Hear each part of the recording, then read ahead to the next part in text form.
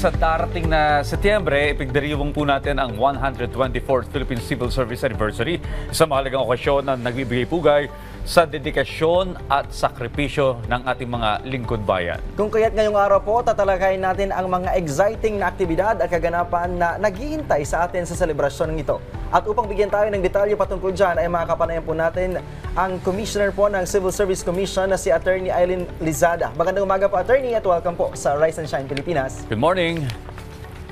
Magandang umaga po, Sir Audrey at Sir Ryan, at sa lahat ng nanonood at nakikinig. Magandang umaga, mayang buntag sa tanan. Ayan, ma'am, ano po ba itong magiging tema ng selebrasyon ng 124th Philippine Civil Service Anniversary?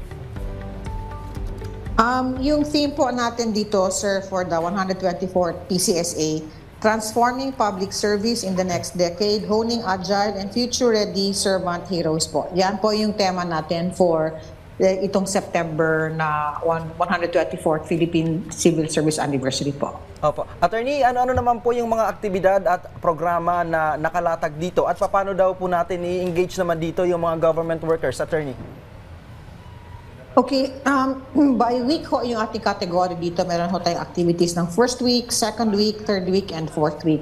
For the first week po, meron ho tayo dito, kick-off natin yung Vibrant po natin.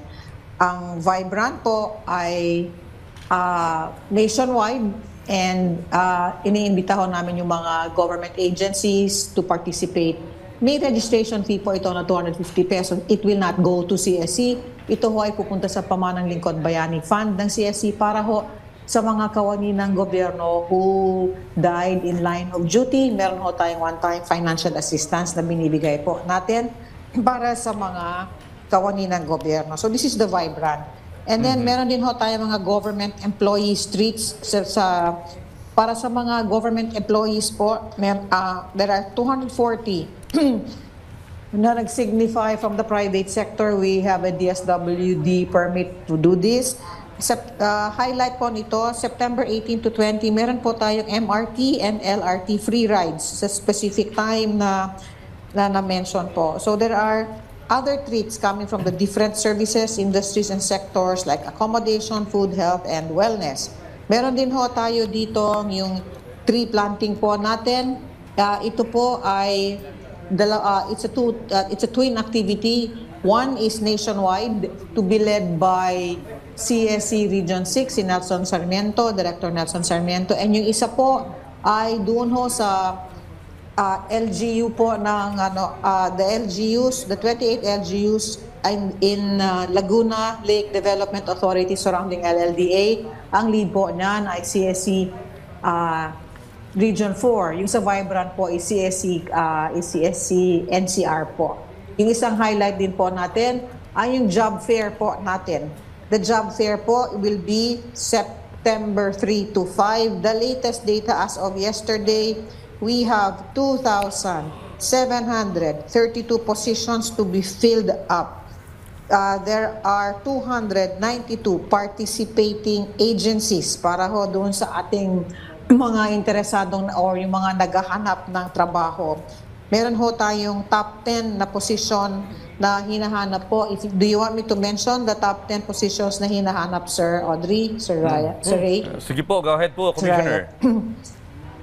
Ang top 10 po, Teacher 1, Junior High School, Revenue Officer, Enumerators, Medical Officer 3, Customer Associate, Guidance Counselor 2, Administrative Aid 4, Account Assistant, Jail Officer 1, Medical Specialist 2, part-time po, Nurse 1. Pero yung numbers po natin na 2,732 ay tataas pa po yan because the regional offices are still coordinating po sa mga other government agencies po. So we still have time to increase the number po. So we would like to thank yung top 10 po na government agencies na sumali po. Land Bank of the Philippines, Securities and Exchange Commission, PGO Batangas, DepEd Mati City, Vicente Soto Memorial Medical Center, Department of Finance, Region 2 Trauma and Medical Center, BIR Revenue Region 98, CGO Pasig, DepEd Cebu City. So yan po yung yan po yung iba't ibang mga activities po natin for the month of September, among others. Marami pa pong iba, sir. Okay, Commissioner, pag-usapan po natin itong bilang bahagi ng kanilang anibersaryo yung job fair po, no? So, paano po ito? Paano po makikibahagi dito yung ating mga kababayan na naghahanap ng trabaho?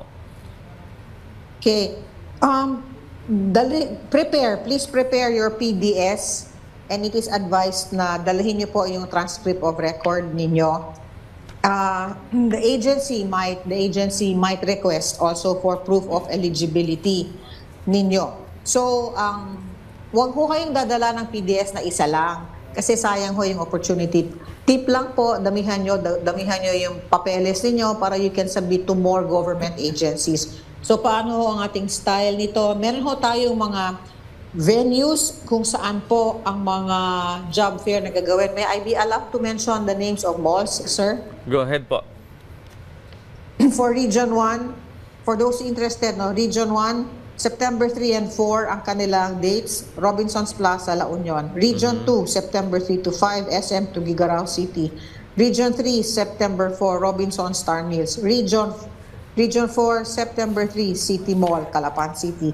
Region 5, September 4, SM City Legazpi. Region 6, September 3 and 4, SM City Mandurriao, Iloilo. Region 7, September 4 and 5, Robinsons Galleria, General Baxilom Avenue Extension, Sergio Osmeña Jr. Boulevard. Region 8, September 4, Robinsons Mall, Tacloban City. Region 9, September 5, KCC Mall de Zamboanga. Region 10, September 3 to 5, SM CDO Downtown. Region 11, September 4, SM City Davao Annex. Region 12, September 3 to 5, KCC Mall of Marbel. NCR, September 5, Taguig City Convention Center. CAR, September 4 and 5, SM City Baguio, Field Office also as well sa Mountain Province. Caraga, September 4, Robinson's Place. And BARM, September 3 and 4, Lamitan City Gymnasium, Basilan, and CSC Field Office, Tawi-Tawi. So yun ho, ang pwede nyo gawin, you bring your PDS, your TOR, and proof of eligibility. Sa mga wala pa hong hawak na proof of eligibility, para hindi na ho kayong mahirapan, pumasok ho kayo sa website ng CSC, csc.gov.ph.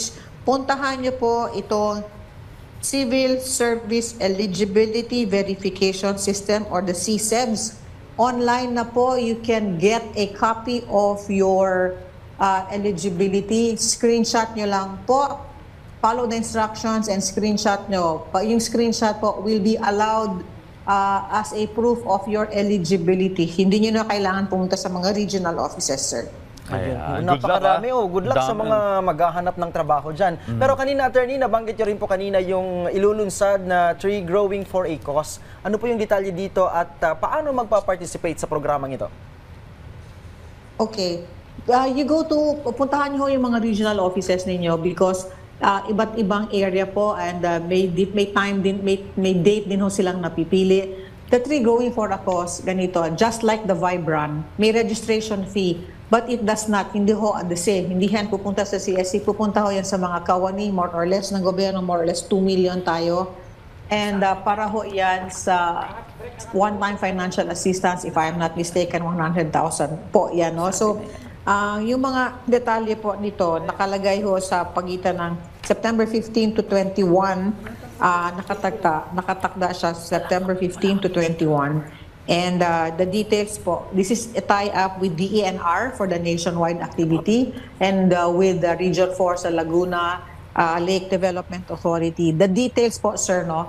Yung sagot sa tanong nyo, nasa regional offices na website kasi iba't iba kong detalye, sir. Ayan. So, sa website na lang, no, para sa iba pang detalye.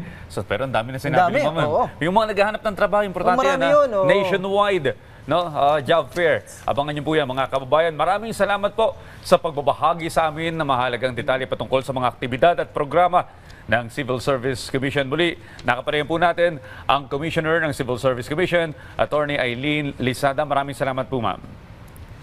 Maraming salamat din po, Sir Audrey and Sir Ryan at sa inyong lahat. Magandang umaga sa pagkakataon na to. Please apply na po and we hope to see you na kasama ko tayo sa magseservisyo sa bayan. Maraming salamat po.